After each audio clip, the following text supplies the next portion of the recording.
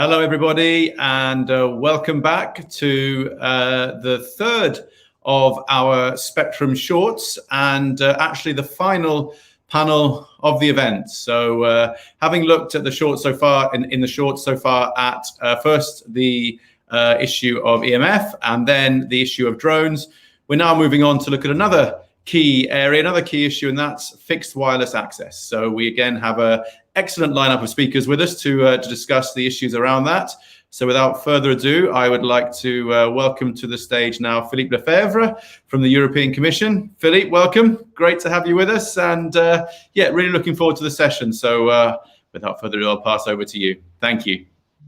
Thank you, Dan. Delighted to be with you this afternoon.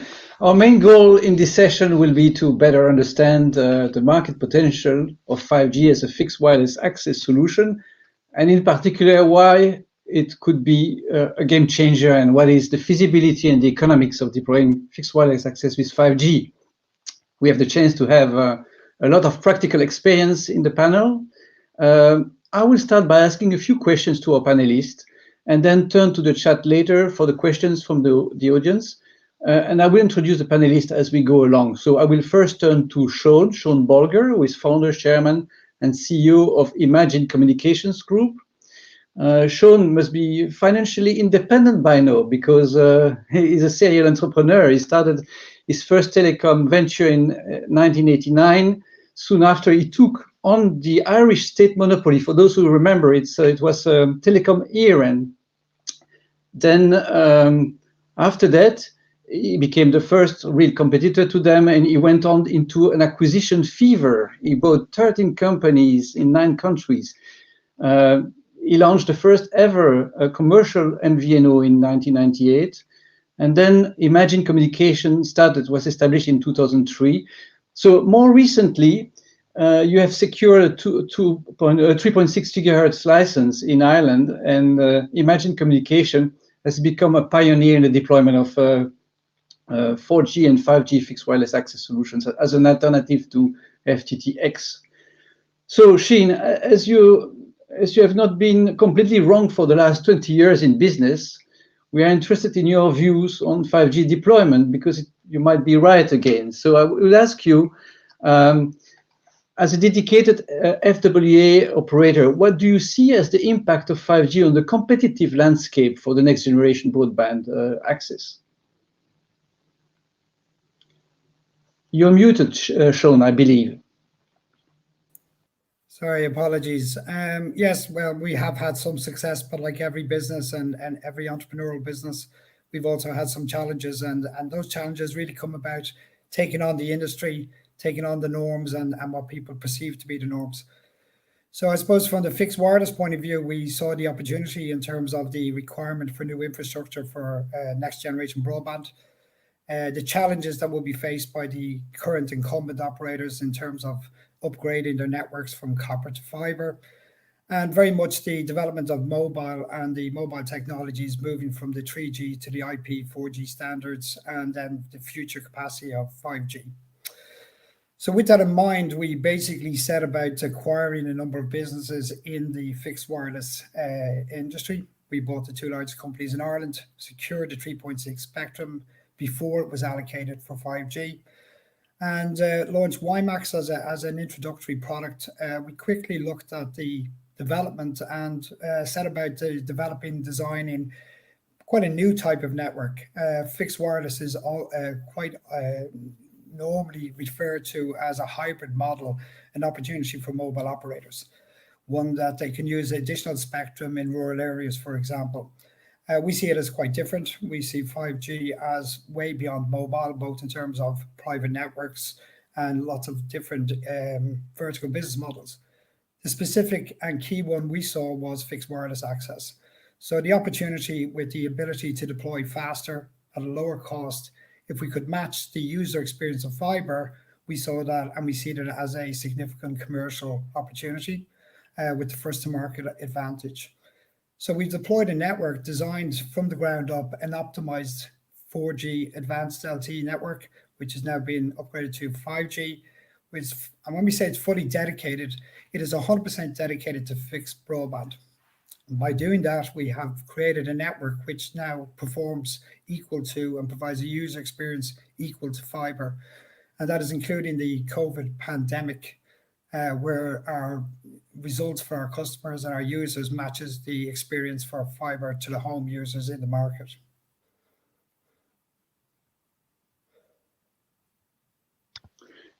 Thank you, Sean, for your introduction. Now I will turn to Stefan Taylor. He's the CEO of Coleago Consulting. So I don't have to introduce, of course, Coleago Consulting. It's the telecom management consulting company that we all know. But I do need to highlight Stefan's impressive experience.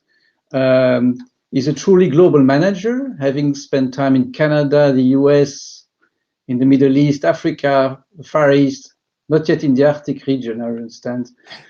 He played a role in also launching Nejma, the third Algerian GSM operator. And then Stefan worked on over 90 spectrum valuation or auction projects on all continents. So he knows the price of the megahertz in all shapes and forms. And in this consulting business, he's also often whispering in the ears of many regulators who want the cash in big billions in the spectrum auctions. So, Stefan, is it correct to assume that most fixed wireless access business will be in rural areas where the spectrum is more available? Or could we think of a 5G fixed wireless becoming also a new competition to fiber, especially with the millimeter wave solutions in more densely populated area? So what is your view more globally on the future sub-markets of fixed wireless access in the 5G era and their respective importance or sizes? Yes. Well, thank you for that question. Yes, it's not so much that the spectrum is more available somewhere. It's really that the spectrum is equally available everywhere in the country. But the mobile need for spectrum is very high in dense urban environments. So this is where you have to serve area traffic capacity in terms of gigabits per square kilometer. You will note that when you look at the IMT 2020 diagram from the ITU, area traffic capacity is one of the parameters there. And so if you go to a rural area, you don't have that mobile traffic density, but you still have the spectrum. So what can you do with it? Typically, there are coverage obligations, mobile coverage obligations. So there is already a cell tower in or near a town, and the mobile operators have the spectrum. And I'm talking about mid-band spectrum, C-band, and maybe at 4 gigahertz and 6 gigahertz.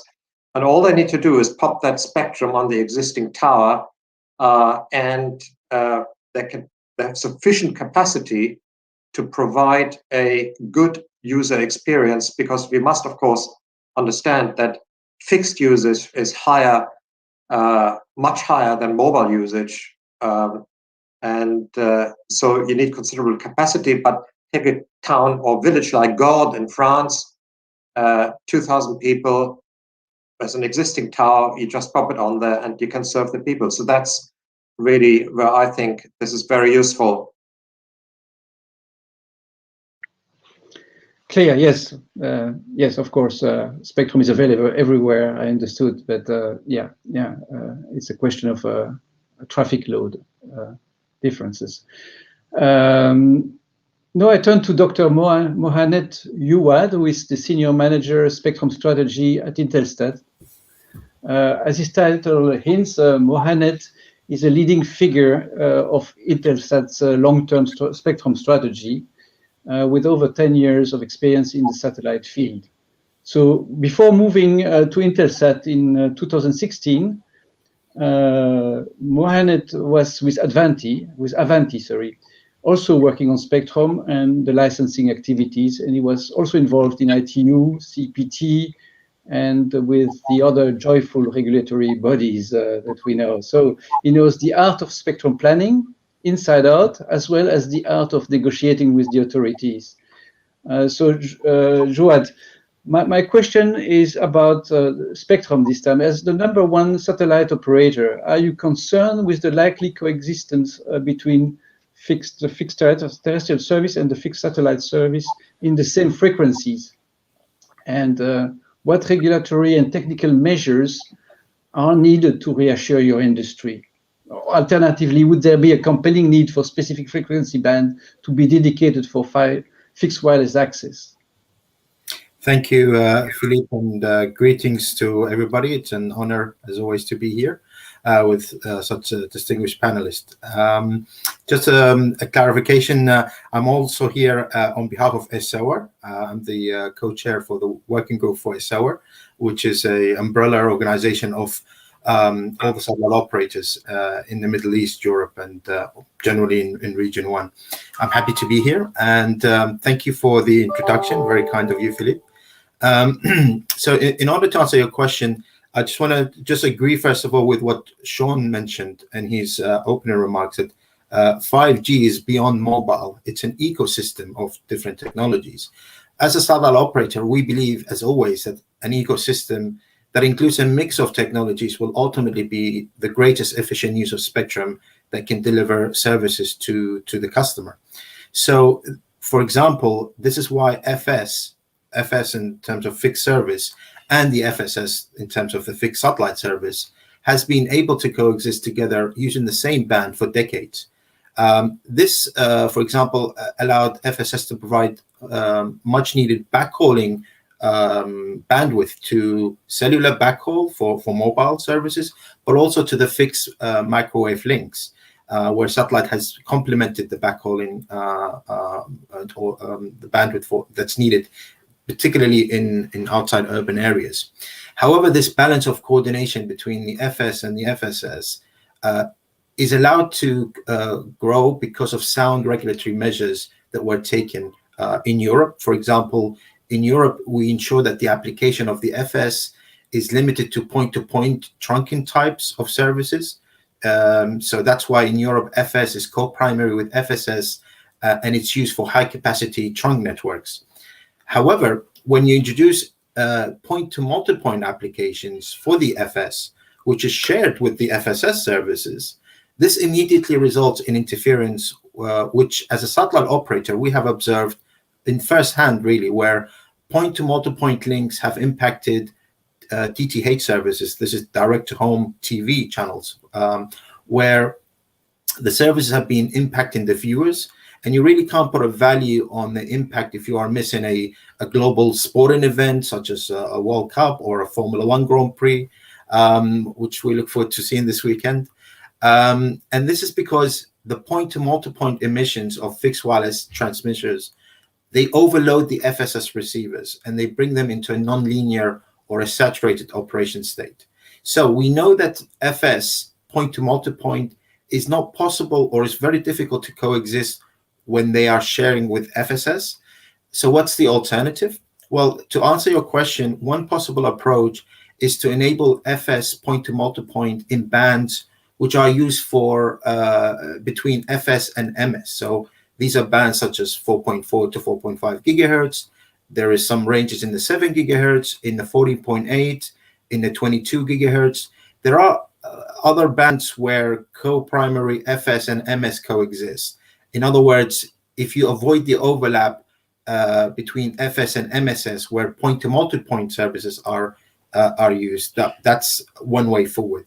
And we can also try and limit the power of the fixed wireless that's needed only to ensure that the link budget is met and no excess power is used, and to minimize the link distance. So ensuring there is a set limit of links distance between each microwave tower.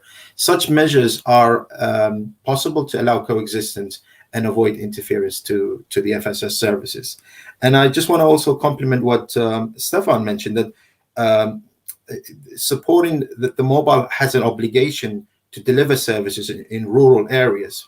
But we're seeing that the mobile or the MNOs find this very difficult to do because of the economic feasibility for them to deploy services in towns or small villages. It's not economically feasible for them. So there's certainly a role where fixed wireless access can play a part there to bridge that digital divide. as long as they don't interfere with the satellite services, that is. So I hope that answers your question. Thank you.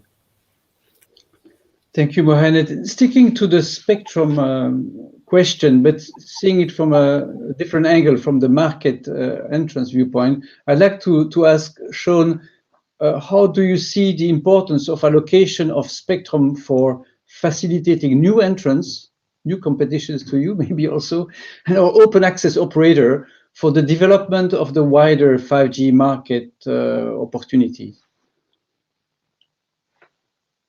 You are muted, I believe, Sean.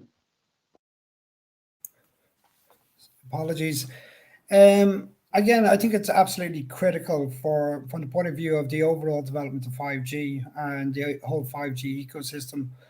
I think as things stand today, from a commercial investor perspective, when we were looking at the market opportunity, obviously securing spectrum is critical to be able to deliver the kind of quality of service that we provide. We're now an active participant in the market. We are competing directly head-to-head with fibre to the home. We are delivering a service that our customers are getting up to 500 gig usage per month. And it is creating positive competition in the market. This can only be achieved by a dedicated network. It cannot be done on a mobile network. You do not achieve the spectral efficiency, capacity required to deliver a home user experience. The average mobile usage in Ireland is about 56 gigs per month. Ours is 460 gigs per month. So you're talking about two completely different products and services.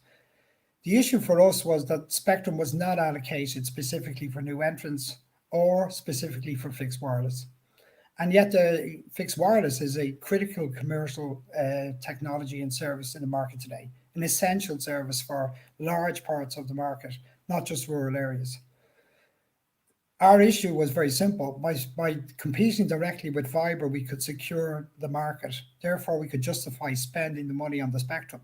So we competed in a competitive auction and on the basis of the fixed wireless opportunity. While other opportunities across 5G are yet to be developed in terms of private networks, fixed wireless is a commercial opportunity to gain market share against the incumbent operators and with the time to market advantage over fibre to the home.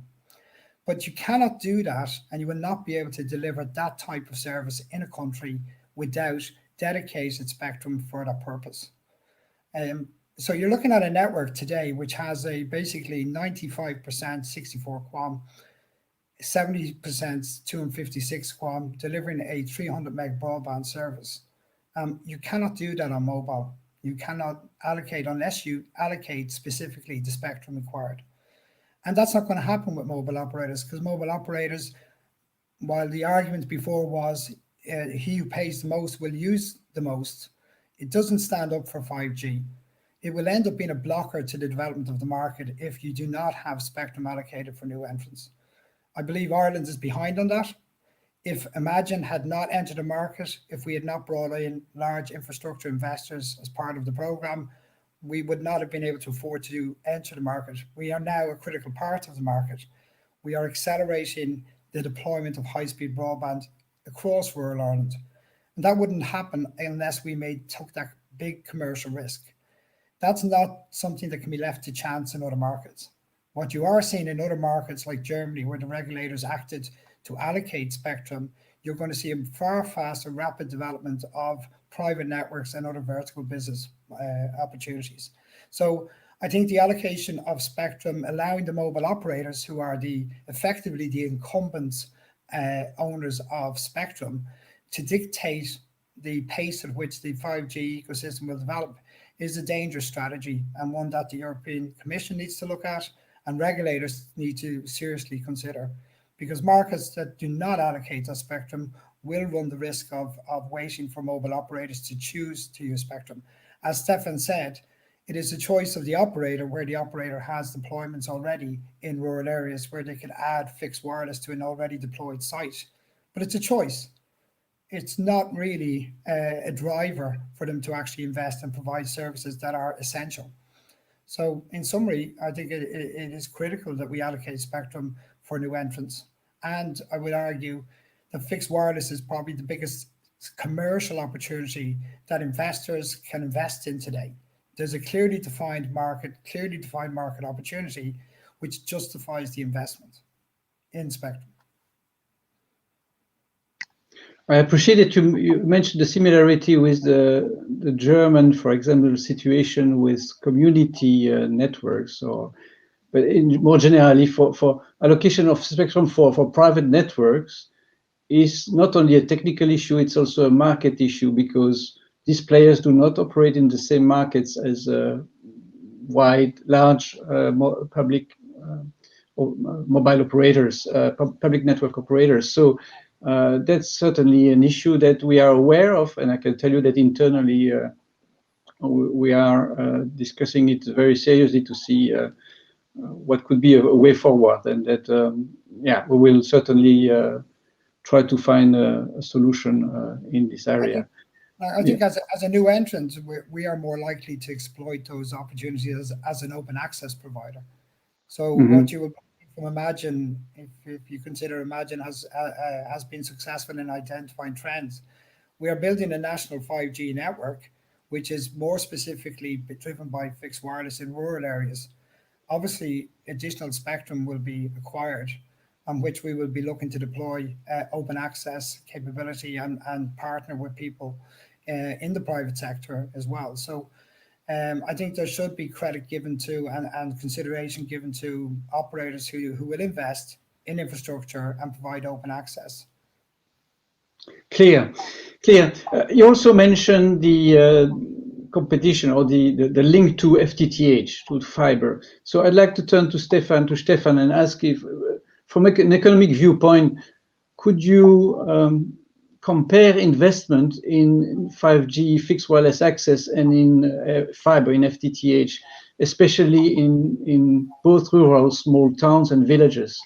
And in other words, can we describe where would be the cutoff point beyond which FWA should offer an economic advantage over fiber?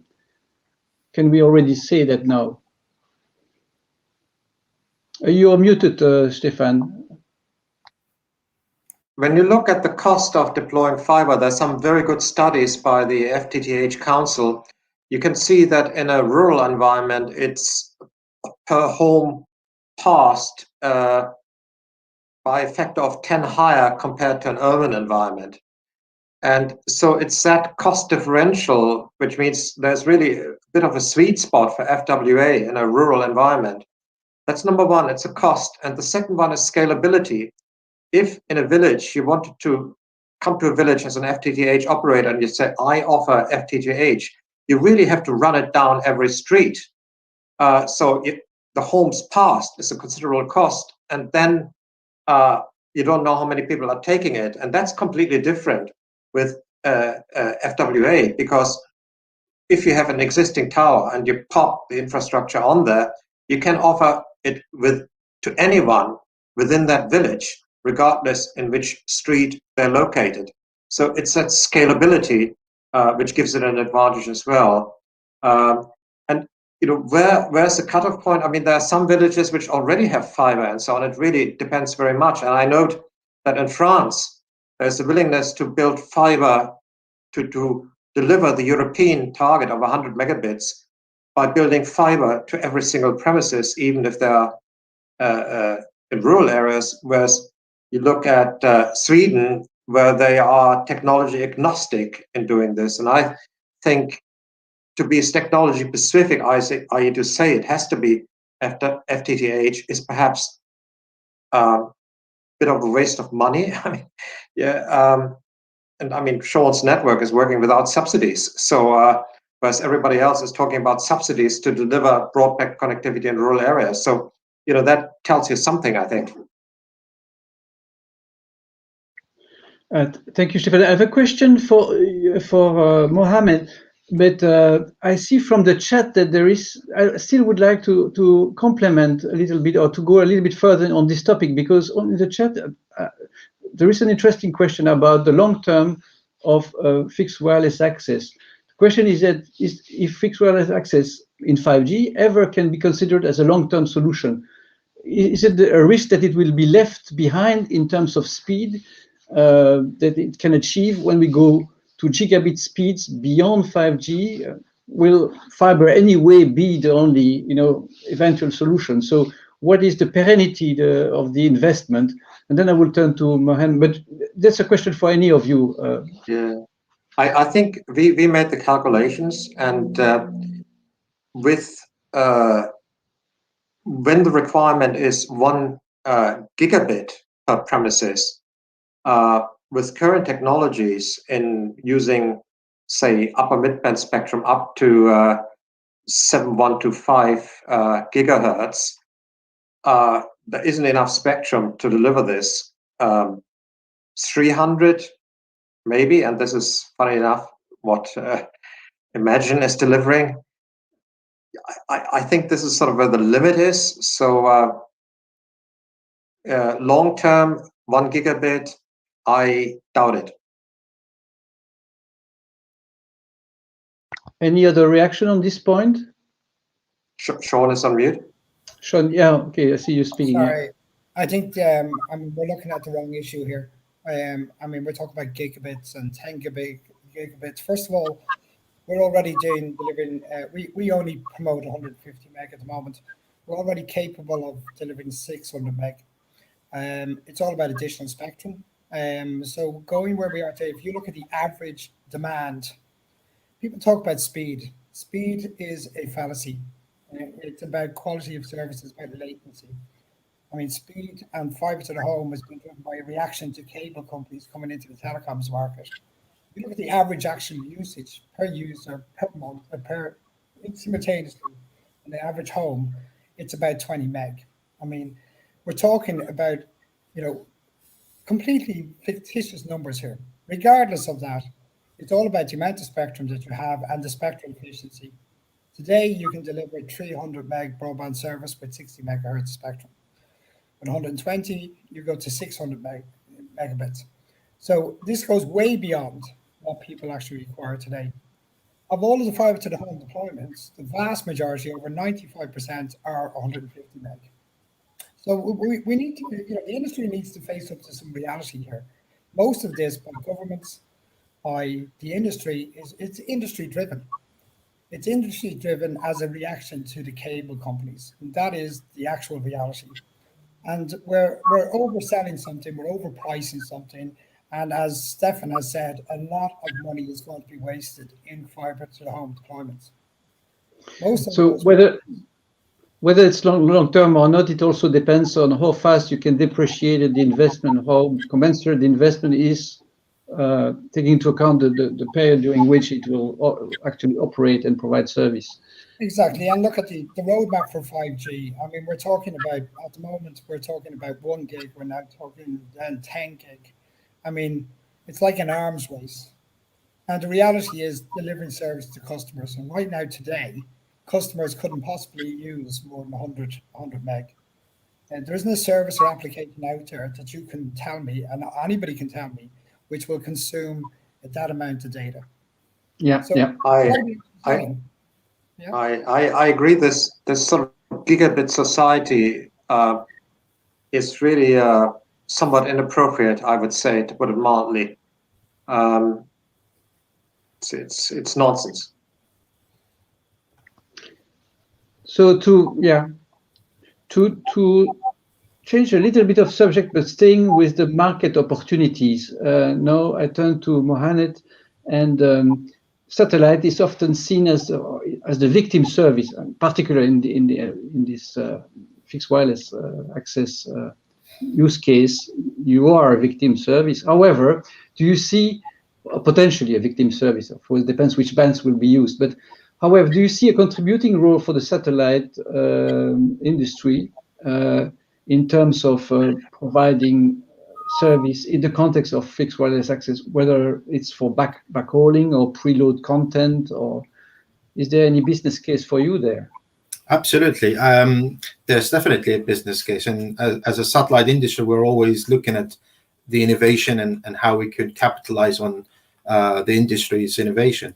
But it really depends if you are a victim based on what regulatory measures are adopted. So it is very critical, for example, to ensure that the regulators are aware of how they can deploy fixed wireless access and in what bands there are. I just want to add that as a satellite, the key attributes that we bring into this table is, irrespective of where you are from an urban area or an exchange box, the delivery of satellite signals does not increase in price as it were for a terrestrial or fiber type of infrastructure, where it really, the economical sense stops at certain distance from an urbanized area and it doesn't become feasibly economical to deploy terrestrial services. That doesn't exist with satellite. So that key attribute plays an important role in how we can backhaul. For example, we are one of the, as Intelsat, one of the biggest cellular backhaul providers in Africa, other parts of the world, to the MNO. So this is a critical service that we're bringing to the terrestrial technology. So, and now with COVID, has been highlighted, people are working and studying from home, and this results in unprecedented growth in global internet traffic. And in some countries, there has been an increase of 40% from the previous years in terms of the traffic usage. So whilst it's too early to determine whether fixed wireless access is going to be a long-term solution, I think it does definitely has a role and an important role to play, provided that it actually deployed in the right bands so that it does not interfere with other services. Therefore, encouraging establishment of modern regulatory structures, putting obligations on terrestrial network operators to ensure that they share their infrastructure will be important as well. And another key role where satellite brings a benefit is for the likes of Netflix, YouTube, and Amazon, where they're restricting video streaming quality globally in order to reduce their network congestion. That's where satellite can play a role in terms of local caching or preloading content during busy hours. That caching content could be dumped into the network for the viewers to pick up on the next day. So there are definitely a role to play from the satellite perspective. Thank you very much. I had the last questions for the 8 minutes that we have left, but I see that there is another, maybe better question from the attendants. Maybe I'll combine both and you pick which one you want to answer. The question from the audience is that it seems that the public authorities have a bias against fixed wireless access as compared to fiber deployment. Some, at least, some in some countries. So do you share this view? And maybe it's something to be done at commission level to address this? My question, I also put it, but it was about mobile, the future of fixed access using the vanilla mobile service. Don't you think that when the mobile service becomes better in terms of quality of service, that you have these directional antennas and so on, the two markets will blur? You will get finally fixed service from the mobile service directly, and that will undermine the case for dedicated fixed wireless access. So maybe we cannot answer everything here. So if you can pick one of the two, each of you, and try to stick to the 6 minutes we have. Yeah, maybe I can start by addressing this. It really depends on the country and the policy that is being adopted. If you prescribe a technology, that will always be less efficient than allowing for market-based solution, which identifies the lowest cost of achieving your policy objective, which might be the 100 megabit connectivity. And as regards mobile networks delivering fixed usage, if you like, this is already the case in Finland, which arguably has the best 5G network in terms of capacity and speed in Europe. The proportion of households that are now wireless only, i.e. mobile only, is fairly high and growing. It probably depends on the market segment, but a single person household, students, that sort of thing, you get many people who have ditched the fixed line. So it is very much a question of where, who, and not a one-size-fits-all. Take France or the UK, where the government has effectively subsidized the mobile industry to build rural coverage by reducing the license fees or not charging any spectrum license fee for renewal in exchange for rural deployment obligations. So the business case for FWA is, when you look at the cash flows, the investment is already there. You're only looking at the incremental cash flow. Whereas if you go for pure FWA play, your business case includes the entire cash flows. And this is where the difference is. And I understand, of course, and Sean explained this, that a dedicated FWA network from a technical perspective is better in terms of spectral efficiency, but it's that interplay between the economics and the bits per hertz. And Sean, are the public authorities betting against you sometimes? You feel that they prefer fiber from an ideological viewpoint almost? Well, not in the US. The Rural Opportunities Fund is technology agnostic. Canada, technology agnostic. Sweden, and I guess many other countries are technology agnostic. France isn't, but that's a policy choice. Sometimes the satellite operators tell us that even if we are technology neutral, or governments are, in practice, the specification make them a bit less neutral, or the regulatory conditions. For example, from a competition viewpoint, when we look at the step change that represents, when there are public subsidies, we have to look at how, if there is a market failure, but also if is the solution, what is the robustness of the solution on the long term and things like that, and then the criteria needs to be appropriate. And there are lots of discussions about whether or not we had already this discussion in the previous decades when we compared also 4G at the time to fiber and also satellite solutions. Some felt that the competition landscape was not, the level playing field was not always achieved as hoped. Absolutely. I think we see that in terms of the policy. Sometimes as Stefan mentioned, some regulators don't always take a technology neutral approach.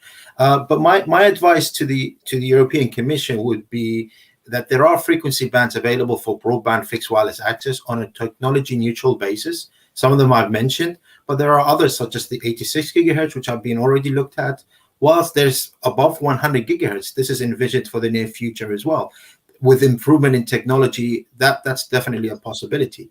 But that has to be led by the policy from the European perspective, but also from the ITU perspective, where it has to show that usability is done on a technologies that encompasses an ecosystem amongst different types of technologies. And my last message would be that if you are to deploy point-to-multipoint services, especially with using adaptive antenna systems, this should not impact the deployment of uncoordinated ubiquitous FSS terminals and coordinated FSS terminals. Therefore, we need to provide this certainty to our industry to enable both technologies, FWA and others, to thrive and to ultimately deliver the services that Imagine and such as Intelsat are delivering to customers. So, thank you. Thank you very much. Unfortunately, we have to close the panel now in 1 minute. So I would like to thank you again for having shared your know-how free of charge. So knowing how high your fees are usually, so we appreciate it. And I think that most of us, we know more about fixed wireless access than before this panel session. So again, thank you very much. We leave you here and we hope that you can enjoy an early weekend start now. Thank you. Thank you very much. Thank you, Philippe. And thank you to Sean, to Stefan, to Mohammed as well. So another fascinating discussion and a great way to wrap up the sessions at this year's conference. So thank you all very much. I really do appreciate that. So that is it for the actual sessions at the event. But please don't go anywhere because we are now going to be immediately starting our closing reception. So we have a selection of speakers from throughout the 3 days of the event who are going to be with us. And I know, Stefan, I think you're going to be one of those. So hopefully you're able to make your way over to the studio now to do that. So we have a selection of speakers who are with us to share their closing remarks, to share their takeaways from the event. And we also, as I have said before, have some live music to finish the event off. So don't go anywhere. Stay here on the main stage, and we'll be back with you in literally about 1 minute for the closing reception. Thank you very much, and thanks to Philippe and to all of our panelists once again. Thank you.